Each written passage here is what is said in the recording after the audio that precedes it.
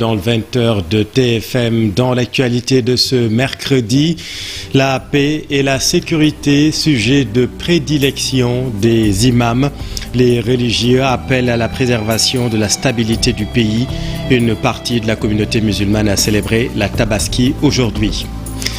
La conjoncture morose se mesure à l'affluence timide dans les marchés. Nos équipes ont fait un dernier tour avant la fête. Au rayon légumes, les prix ont pris l'ascenseur. Parce qu'il faut trouver la paire de chaussures assortie à sa nouvelle tenue, de même que les couturiers, les artisans cordonniers font de bonnes affaires en cette période.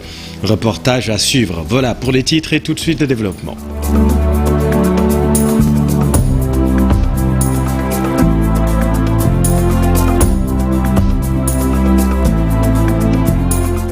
Bonsoir et bonne fête de Tabaski à toutes et à tous. La prière a été effectuée aujourd'hui à la mosquée de l'université Cheikh Anta Diop de Dakar. L'imam a prêché la paix, le religieux a prié pour l'apaisement du débat public. De nombreux fidèles ont effectué la prière de Tabaski à la mosquée de l'UCAD, Cheikh Diop et Alioune Diagne.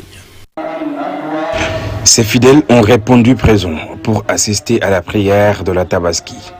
Un jour de fête, de pardon, de partage, mais aussi de recommandations. Cette année, l'imam Babacar Cissé Diop a axé son message sur les violences notées ces derniers temps. Le religieux condamne. Il est aussi obligatoire d'essayer de conserver la sécurité intellectuelle, mais aussi la sécurité physique, familiale, sociale, politique, même économique de chacun d'entre nous, afin d'éviter toute forme de violence et de destruction des biens publics et privés. Il est aussi recommandé aux médias, mais aussi aux gens qui sont dans les réseaux sociaux, que ces choses-là soient utilisées à bon escient pour l'intérêt du pays. Conscient de la crise des valeurs que nous traversons, il invite les parents à plus de responsabilité et de veille sur les plus jeunes. L'homme est un berger dans sa famille et responsable de son troupeau. La femme est une bergère dans la maison de son mari et responsable de son troupeau. Le serviteur est un berger quant au bien de son maître et responsable de son troupeau. Chacun de vous donc est berger et chacun de vous est responsable de son troupeau. En nous appuyant sur ces versets et sur ces hadiths précités, nous recommandons ce qui suit pour renforcer la sécurité et la stabilité de notre pays. Un message bien apprécié par ses fidèles. Je pense qu'il a eu à faire des rappels hyper importants, non seulement pour les responsables premiers de ce pays, mais également toutes les factions qui composent la société sénégalaise. Donc en quelque sorte, il est un peu revenu sur le rôle des dirigeants, quelle est la responsabilité dans la société, et également quel est le rôle de la société envers ses dirigeants et envers les autres membres de la population. Un sermon qui est revenu sur l'essence même de la fête de la Tabaski et qui nous exhorte à s'agripper peut-être de ce qui est du fondement de la religion islamique, qui est la crainte d'Allah, le Tout-Puissant. Et aussi, il est revenu sur les facettes un peu de notre société et les éléments qu'il faut pour pouvoir, en tout cas, vivre en communauté, vivre dans un cadre assez épanoui pour que tout un chacun puisse s'y voir comme il se doit. Un appel solennel vis-à-vis de nos autorités qui dirigent l'État du Sénégal, des autorités politiques, des autorités religieuses et des autorités coutumières. Eid el-Kébir, une occasion pour l'imam d'inviter tous les musulmans à cultiver la paix, la joie et le partage. Dans son sermon, il n'a pas manqué d'évoquer la présidentielle de 2024. Babacar Cissé Diop souhaite la tenue d'une élection apaisée et transparente. Cher, comme on pouvait s'y attendre, les tensions politiques ont longuement été évoquées dans les sermons des imams. Tous regrettent ces événements malheureux. À la mosquée Rawan Bay, l'imam a invité les fidèles à cultiver la paix et la cohésion nationale. Habib Faye, Abdoulaye Diallo. Ils étaient tous dans leurs habits de fête et Eid el-Kébir oblige.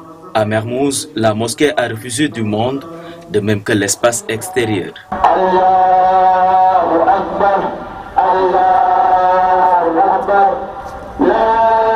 L'arrivée de l'imam Ratib Mamadou Ndiaye marque le début de la prière, mais elle est dirigée par Imam Moussa Gueye.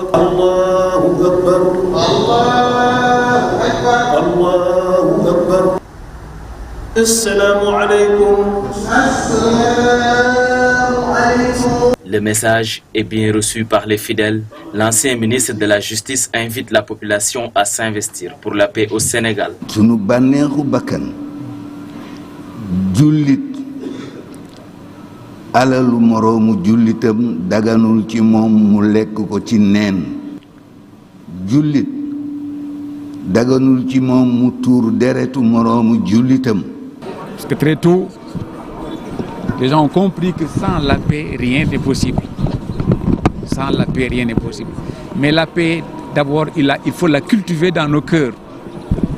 Parce que si vous avez la paix dans votre cœur, vous voyez les choses de façon positive. Et si vous avez la paix dans les cœurs, vous avez la paix dans votre famille, vous avez la paix dans votre voisinage et vous avez la paix dans le pays. La mosquée Rawane Baye a célébré l'Eid el-Kébir. Pendant ce temps, la grande majorité attend demain pour fêter Tabaski ce jeudi. À Saint-Louis du Sénégal, la famille de Serigne Abbas Sall a célébré la Tabaski aujourd'hui. L'imam Serigne Abdallah Sall appelle à la réforme de la Commission nationale du croissant lunaire. Le religieux salue également le dialogue national tenu récemment. Le voici avec nos équipes dans le Nord.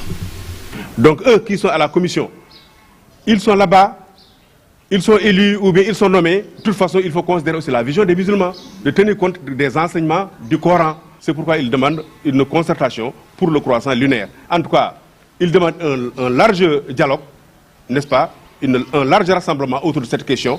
S'il le faut même, revoir la composition de la commission, de voir dans quel sens ils vont considérer, donc ils vont écouter tout le monde à l'apparition du croissant lunaire. Pour ce qui concerne aussi les événements, la situation nationale actuelle, il a vraiment magnifié l'appel à l'apaisement, l'appel au dialogue, à commencer par le président de la République et l'opposition, tous les acteurs politiques. Donc la tendance est à l'apaisement, la tendance est au dialogue, la tendance est à la concertation. La communauté musulmane de Kaolack, de Sagne Bambara, dans la région de Kaolack, a également effectué la prière aujourd'hui. Les fidèles ont répondu massivement à l'appel. Dans son sermon, le khalife est revenu sur le sens de cette grande fête musulmane avant d'inviter le peuple sénégalais au respect des valeurs civiques et des enseignements religieux. Compte rendu, Ousmane Dem. Parés de leurs plus beaux atours, ces fidèles musulmans ont très tôt pris d'assaut la mosquée en chantier, située à Madinatul Cheikh Abdul Khadr Djelani, du nom de ce village érigé par le défunt khalife Oustaz Mouhidine Samba Diallo. La prière a été dirigée par son fils Cheikh Ibrahim Diallo. Dans son sermon, il est revenu sur le sens de la Tabaski avec le parcours du prophète Ibrahima, la souffrance qu'il a endurée face aux ennemis de l'islam qui voulaient l'assassiner en le jetant dans le feu. Par la grâce divine, il a échappé à cette tentative d'assassinat. D'après le khalife, la leçon qu'il faut tirer de cette histoire, c'est que le musulman doit en toutes circonstances se remettre à la volonté divine dans le respect. Le khalife s'est désolé de la crise des valeurs dans ce pays. Il pointe une responsabilité collective. Sur ce, il invite au respect des valeurs civiques et des enseignements religieux, source de paix et de cohésion sociale. Revenant sur les derniers événements meurtriers au Sénégal, le khalife estime qu'il y a une rupture de confiance totale entre les forces de défense et de sécurité et les populations. Selon lui, cette situation n'honore pas notre démocratie. Le peuple doit respect et considération aux forces de défense et de sécurité. Cependant, il demande à ces forces de défense et de sécurité de ne pas abuser de leur pouvoir face au peuple souverain. Le khalife Cheikh Ibrahim Diallo a salué la démarche de tous les guides religieux de ces pays et qui ne se sont pas limités aux prières seulement, mais ils ont pris leur bâton de pèlerin pour appeler tout le monde à la retenue et au calme. Pour conclure, il a formulé des prières pour une paix durable au Sénégal et dans le monde entier. Merci Ousmane.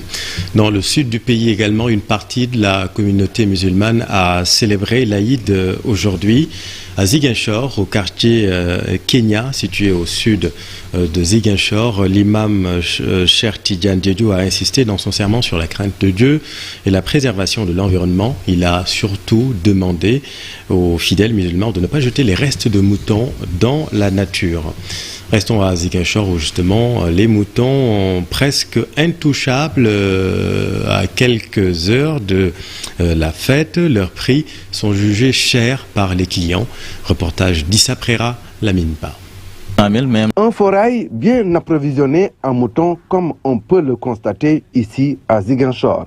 Mais les prix sont loin d'être à la portée de ses clients. En quittant Dakar, j'ai espéré trouver des moutons moins chers, mais ce n'est pas le cas. Les moutons sont en bon état, mais ils coûtent très cher. Entre 150 000 et 200 000 francs CFA, et même plus.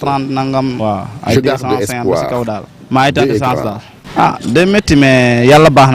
Dans ce marché au bétail du quartier Alouar, les prix des moutons varient entre 150 000 et 800 000 francs CFA.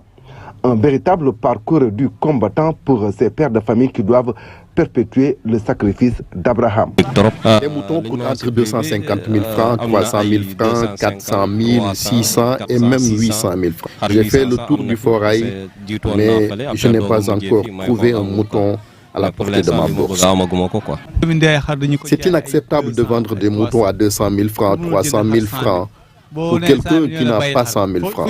Où va-t-on alors qu'on n'a pas encore réglé les autres détails comme la nourriture, l'habillement des enfants et autres? Les éleveurs campent sur leur position, ils refusent toute concession et se justifient. Cette situation s'explique par la cherté de l'aliment de bétail et du transport. On achète le mouton à 120 000 francs ou 150 000 francs l'unité. On débourse 60 000 francs CFA pour leur transport, ce qui va impacter le prix. Situation oblige. Il faut mu seer ñu ngay jëlee fii ba Daara Jolof mbaa ñu ngay jëlee fii ba Linguère ñëw andi ko fii taxi yi yokku fu mu ne boo doon jël oto 200 000 da nga jël oto ay 285 mu door a ñëw fii Ziguinchor saako ngooñ ñu ngi koy jënd 7000 saako compte bi ñu ngi koy jënd 16500 kon xam nga loolu mënta yomb xëy na yàlla moo ñu nattoo loolu. À Ziguinchor, comme partout ailleurs au Sénégal, le constat est presque le même. L'offre est certes là, mais les consommateurs se plaignent de la cherté des prix des moutons. Merci Dissa. Prière de la Tabaski à Kédougou également. L'imam veut lui un nouveau type de dirigeant. La prière a été effectuée à la mosquée Ahlus Sunna wal Jama. Voici l'imam interrogé par notre équipe à Kédougou. Donc, si le chef, si le président est comme ça, tous ces militaires, ils feront du bien. Mais vous voyez ce qui se passe au Sénégal. Les gendarmes, les policiers, c'est eux qui ont notre sécurité. Mais aujourd'hui, mauvaise politique a amené aujourd'hui les policiers et les gendarmes. Avec leur population, il y a une haine entre eux. Et là, c'est dangereux. Donc, il dit qu'aussi, Dieu, nous demandons de toi, tu nous donnes des bons dirigeants. Quand être un bon dirigeant, ce n'est pas facile. Quand nous demandons Dieu, il nous donne des bons dirigeants. On peut souhaiter quelqu'un, on voit, il est bien. Or que c'est le contraire. C'est Dieu seulement qui connaît le futur. Nous demandons Dieu, il n'a qu'à nous donner quelqu'un qui est bien, quelqu'un qui vraiment faire du bien vers son peuple. De même que les couturiers, les artisans cordonniers également font de bonnes affaires en cette période.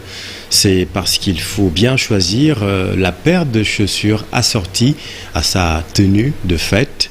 À la Médina, le business se porte plutôt pas mal. Reportage Cher Sadibou Diarra, Habib Faye et Alioune Diagne. La Tabaski, c'est aussi une période de traite des cordonniers. À la Médina, dans ce populeux quartier de la capitale, ces artisans ont installé leurs ateliers dans ces allées très fréquentées. Des moments pour donner forme à leur créativité. Il y a de la qualité dans ce que nous faisons. Nous avons des chaussures qui coûtent entre 1500 et 2000 francs. Et j'avoue que c'est très bien fait. Ces chaussures sont déjà vendues au grand bonheur des cordonniers. Comme vous le voyez, nous avons vendu la majorité de nos chaussures. Dieu merci, la clientèle est bien présente et nous ne désespérons pas. Seul la cherté des matériaux, ce qui impacte sur les prix. Le prix des matériaux est très cher. Le tissu, le crêpe, entre autres, tout est cher. Le pot de colle qui coûtait 2000 francs nous revient maintenant à 3500 francs. Ce qui veut dire qu'il y a une hausse énorme sur les prix. Ces artisans sollicitent le soutien de l'État pour mieux faire face à la concurrence étrangère. Nous sollicitons le soutien de l'État pour faire face à la concurrence. Sincèrement, nous voulons bien travailler, mais il faut que l'État nous vienne en aide pour concurrencer les étrangers. La concurrence est très rude et nous empêche souvent d'écouler nos marchandises. À quelques heures de l'Aït el-Kabir, beaucoup de cordonniers se frottent les mains. À la rue 18, la clientèle est bien présente. Beaucoup de fidèles y sont à la recherche de meilleures babouches ou sandales. Merci, cher. À Thiès, la conjoncture morose se mesure à l'affluence relativement timide dans les lieux de commerce. Nos équipes ont fait un dernier tour au marché en cette veille de fête. Et vous allez le voir, au rayon légumes, les prix s'affolent. Cher Anta Diop, c'est la tire. En cette veille de fête, le marché central de Thiès grouille de monde. Les vendeurs ne se frottent pas encore les mains. Les clients se font désirer. Cette dame, vendeuse de vêtements prêts à porter, se lamente.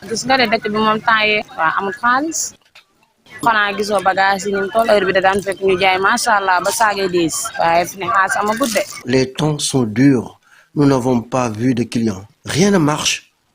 Pas d'argent, j'ai rien vendu. Tout à fait le contraire de ce vendeur de babouches. Ouais, ça marche bien? Ça marche bien, très bien. Oui. Vous vendez la paire de chaussures à combien? Les prix, ça coûte à 2500, à 3000, à 400, ça dépend.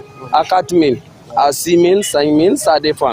Mais les clients viennent acheter? Ils viennent acheter très bien. Cette dame, Adjigaï, vendeuse de condiments, elle se plaint de la cherté des produits. ren kay moom lépp a cher ndugg yi cher na jaaykat yi yokk nañ bagage yi soble fi mu ne nii ñu ngi ko doon jaayee ay 13000 tey dem nañ bay jaay 17000 saaku soble. Tout est cher, c'est malheureux. Les grossistes ont augmenté les prix. Le sac d'oignons qui était vendu à 13 000 francs est proposé aujourd'hui à 17 000 francs CFA.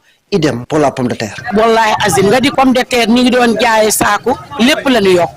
Malgré la cherté de la vie, ce marchand ambulant, lui, ne manque pas d'esquiver quelques pas de danse parce que, dit-il, les choses ont bien marché pour lui. Politique, ils sont près de 500 maires et présidents de conseil départemental à signer une pétition pour la candidature du président Macky Sall. Objectif, faire du chef de l'État l'unique candidat de la coalition Benno Bokk Yakaar. Pour ces élus locaux, aucun autre candidat n'est aussi légitime que Macky Sall, Dissa Prera et Alioune Diagne. Ils sont des centaines et des centaines de maires et de présidents de conseil départemental. Et pour la présidentielle de 2024, Macky Sall est leur unique candidat. Et pour cela, une pétition est mise en place. Dans la région de Fatick, il y a 40 maires, les 39 soutiennent le président et sont signataires de la convention. À Kaffrine, sur les 33 maires, tout le monde soutient, et ainsi de suite, ainsi de suite. Ce qui nous donnera au total 472 maires pour le moment. Nous sommes des maires. Nous dirigeons des collectivités territoriales, des démembrements de l'État du Sénégal. Et chacun d'entre nous, dans la responsabilité qui lui a été confiée par ces populations, a vu une nette amélioration de ses réalisations, de son bilan.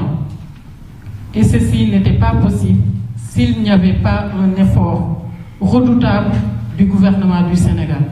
Quand nous sommes dans ce monde un peu démonté, assez difficile, cette Parc Sénégal, dans nos rangs, nous avons l'obligation de choisir certainement les mains les plus expertes, les plus, en tout cas, qui ont donné le plus de garanties au peuple sénégalais pour continuer à tenir le gouvernement du Sénégal jusqu'à ce qu'on sorte justement de ces zones de turbulence. Et c'est ce que nous demandons, pas plus.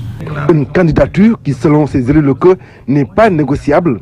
Macky Sall a l'obligation de parachever le travail déjà entamé, surtout dans les territoires. C'est des routes, c'est des pistes de production, c'est de l'électrification rurale. Un taux qui quitte 20%, qui va jusqu'à plus de 45% ou 60% même dans le pays, surtout dans le monde rural. Quand le président Macky Sall accédait au pouvoir dans notre commune de Guerndikay, dans le département de Nioro, il y avait seulement un village électrifié, c'est-à-dire le chef-lieu de commune, là où il y a la mairie. Mais actuellement, on est à 30 villages électrifiés sur les 39. Et là, c'est le moment de remercier vraiment le directeur de la GR de la Sénélec. Et aujourd'hui, les 9 villages qui restent, les études sont menées par le PUDC et vont être électrifiés sous peu. Donc, peut-être d'ici la fin de l'année, on sera à 100% de villages en matière d'électrification. Cette initiative n'est pas portée uniquement par des maires de la mouvance présidentielle. D'autres élus locaux adhèrent aussi à cette pétition. Une dynamique qui sera maintenue jusqu'à la présidentielle, d'après ses initiateurs. Merci Dissa. Deuxième cérémonie de remise de subventions allouée aux acteurs des cultures urbaines. Une enveloppe de 130 millions de francs CFA a été dégagée pour venir en aide aux artistes qui gravitent autour des cultures urbaines. Voyons tout cela avec Ibou Diouf et Lamine Diagne. L'industrie créative est probablement l'un des secteurs les plus dynamiques des économies sénégalaises. Ces entreprises sont largement exclues généralement des investissements du secteur privé en raison de leurs risques élevés et de leur nature informelle. D'où la pertinence du Fonds de développement des cultures urbaines. C'est une initiative louable que le monde des cultures urbaines salue, soutient et accompagne. Parce que l'État a trouvé quand même que le secteur des cultures urbaines était en avance sur les autres secteurs. Aujourd'hui, j'ai rassemblé les bénéficiaires des régions de Dakar et de Thiès. Vous savez très bien, c'est la zone qui polarise le plus grand nombre de bénéficiaires. Et ces deux régions reçoivent 113 millions de francs CFA et donnés aux bénéficiaires. Ce fonds destiné à investir dans la créativité pour l'employabilité des jeunes appuie les acteurs des cultures urbaines dans la structuration de leurs projets, la production culturelle et l'événementiel. Après la Tabaski, nous tiendrons la même cérémonie à Tambacounda pour ceux de Tambacounda et de Kédougou, à Saint-Louis pour l'axe sud pour les jeunes, pour les bénéficiaires de Ziguinchor, Sédhiou et Kolda, et après l'axe nord à Saint-Louis pour les bénéficiaires de Louga, Saint-Louis et Matam. Les cultures urbaines ont contribué à promouvoir l'éclosion et la diversité, offrant des opportunités à des jeunes de diverses régions du Sénégal. Ce qu'on pourrait reprocher au fond, c'est effectivement le retard de la subvention, parce qu'effectivement aujourd'hui les chèques qui étaient distribués, c'était des chèques effectivement. C'est la subvention de 2022. Pour moi, il faut revoir cela. Il faut véritablement faire des efforts dans ce sens en termes de transparence. Associer encore mieux, beaucoup plus les acteurs des cultures urbaines. Je veux que l'on sache que la procédure est tellement transparente, tellement équitable, parce que le tout passe par des appels à projets. Les causes pour déposer le projet. Un comité de lecture procède à une sélection avec des notes accordées à chaque projet. Puis, ces projets sélectionnés sont soumis au comité de gestion qui fixe les montants alloués à chaque projet. Depuis sa mise en place en 2017, ce fonds a permis de financer 693 projets sur 1193 demandes, soit en moyenne 116 projets par an et plus de 180 projets entre 2021 et 2023. Et puis un mot de sport, le gardien de but sénégalais Edouard Mendy, sociétaire d'Al Ahly, c'est maintenant officiel. Il a signé à 31 ans un contrat de 3 saisons avec le club saoudien promu en première division cette année. Edouard Mendy élu meilleur gardien du monde en 2022 qui quitte ainsi Chelsea après 3 saisons dont une dernière particulièrement difficile où il a perdu sa place de titulaire.